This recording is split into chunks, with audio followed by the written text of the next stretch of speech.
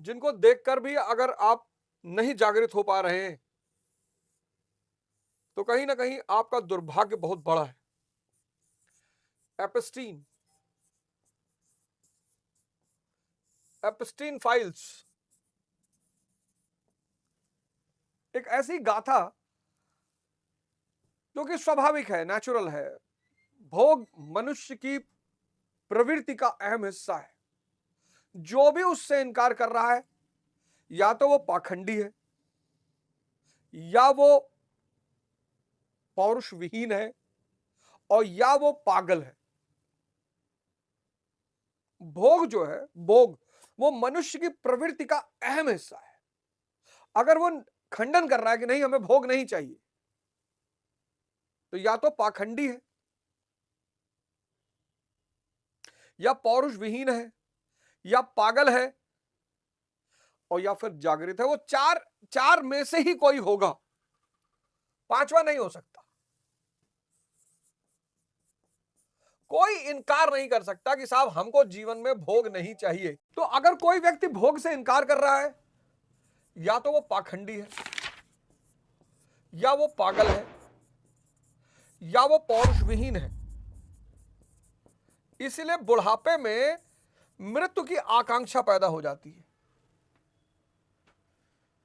जैसे ही इंद्रियां निष्क्रिय होती हैं, वैसे ही मृत्यु की आकांक्षा, अब जीवन जी के करेगा। और या फिर इन तीनों के पार वो व्यक्ति जागृत है।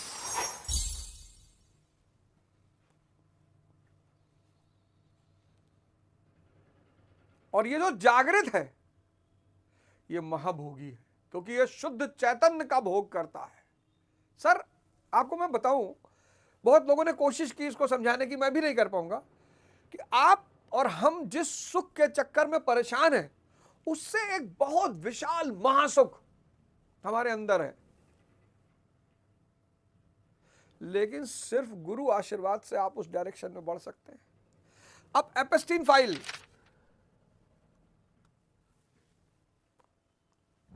मतलब अगर ये बात सच है कि उन लोगों ने लड़कियों को भोग करने के बाद उनको मारकर खाया भी, तो सर नर पिशाचों की कहानी गलत नहीं थी। और जानते हैं इसमें कोई गरीब आदमी नहीं है। दुनिया के उच्च पदों पे आसीन, पैसे वाले, अमीर नहीं। अमीर मतलब जो अपने मन का मालिक हो चुका, बस वही अमीर है, बाकी सब भिखमंगे हैं।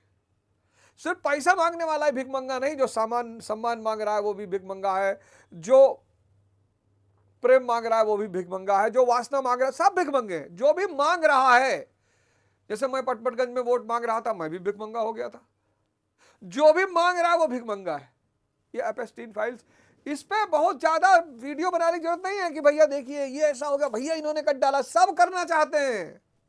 जिस स्थिति में दुनिया जा रही है वो यही स्थिति है। दूसरा, गाजियाबाद एपिसोड,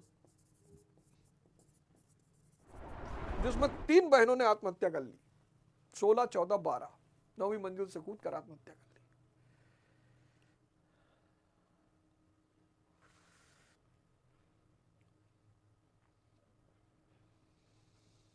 और ऐसे न जाने कितने कांड निरंतर होते चले जा रहे हैं, और हमें लग रहा है कि साहब हमारे साथ तो नहीं हुआ, किसी के साथ भी हो जाएगा। सर अगर मन पर लगाम नहीं डाली गई, जब माया का विस्तार हो रहा हो, जब माया का विस्तार नहीं है तो मन पे लगाम ना भी डालो कोई बात नहीं। अफगानिस्तान, मन पे लगाम ना भी डालो तो कोई बात नहीं। लेकिन जहां माया का विस्तार हो रहा है, भौतिक उन्नति हो रही है, वहां माया पर लगाम डालना बहुत जरूरी है। मन पर लगाम डालना बहुत जरूरी है, नहीं तो वो माया पागल कर डालेगी। अब वो समय है जब ध्यान अनिवार्य है, सबको करना पड़ेगा। कोई इनकार ही नहीं कर सकता कि साहब मैं नहीं करूंगा। सबको करना पड़ेगा, सबको अनिवार्य है। क्या है ध्यान? पहला चरण ध्यान का है मन को देखना। यार इतनी उल्टी सीधी बातें ये मुझसे करता है। ये पहला चरण है, मन को देखना। बहुत सारे लोग जानते ही नहीं। आंख बंद करिए, 10 मिनट बैठिए, देखिए क्या क्या कह रहा है। दुनिया की सारी खुराफात आपको याद दिलाएगा। दूसरा चरण है मन को साधना।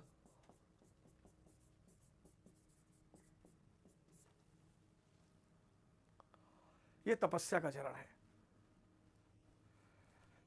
यहां कष्ट होगा इस चरण में। यह कष्ट बहुत मतलब अच्छा खासा कष्ट होगा, मतलब होगा।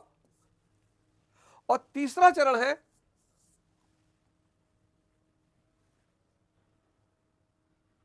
साधना को गतिमान करना। मजा आने लगेगा इस चरण में। पहला चरण थोड़ा सा हल्का है और तीसरा चरण बड़ा मजेदार है, लेकिन पहले और तीसरे के चरण का जो दूसरा चरण है यह तपस्या का चरण है। यहां मन को मारना पड़ेगा और वो यज्ञ। यज्ञ जितना करते जाओगे, यज्ञ ही कर्म है। 13वां श्लोक। यज्ञ क्या है? श्वास प्रश्वास की विशेष विधि। श्वास अंदर जा रही है, आप देख रहे हो, श्वास बाहर, आपका ध्यान निरंतर सांसों पर रहे। आप खाना बनाओ, ध्यान सांसों पर रहे। आप पढ़ाई करो, ध्यान सांसों पर रहे। आप खेलो, ध्यान सांसों पर रहे। आप हवाई जहाज उड़ाओ, ध्यान सांसों पर। ध्यान सांसों पर रहने का नाम है यज्ञ। और यही कर्म है, और यही कर्म ही आराधना है, यही पूजा है। देखो तुम बाहर लोग मंदिर मस्जिद गुरुद्वारा 50-50 साल से जा रहे हैं, जीवन बदल ही नहीं रहा है। एक बात पे वो संतुष्ट हैं, एक बात पे कि भैया जीवन यही है। सर जीवन महासुख है, आनंद है, स्वर्ग है, बशर्ते ये जो धारा बाहर की तरफ बह रही है मन और इंद्रियों की, ये अंदर की तरफ मुड़ के राधा बन जाए और अपने अंदर के कृष्ण से मिल जाए।